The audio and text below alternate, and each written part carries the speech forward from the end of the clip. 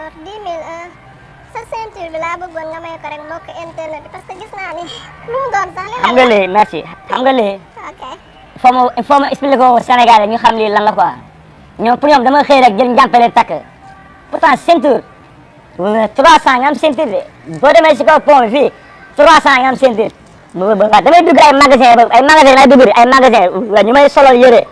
ci ay Kia shop ay ñeneen ak ñeneen ñu may solo yëre yaa ngi dégg waaw jox ma ceinture bu jox ko ay 25000 mën leen baax na jëndal leen ma njàmpe man je préfère ça parce que lii dama ko exposé xam nga lii mooy lan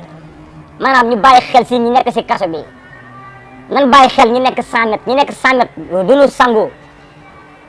100 mètres dana am ay problème parce que 100 mètres da nga fay nekk sanguwaay yi est-ce que yéen a ngi dégg baax 100 mètres si boppam ndox mi xoolee minuit la ñuy ubbi robinet bi minuit la ñuy ubbi robinet bi 4 heures 5 heures ñu tëjal robinet bi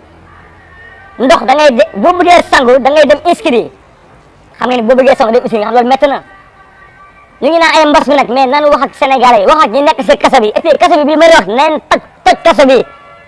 dañ koy toj ngeen des affaire yi yaatu Dakar rek du Sénégal sama waa yi wax naa ba puut wax ba xëm wax ba nëpp wax ba naaw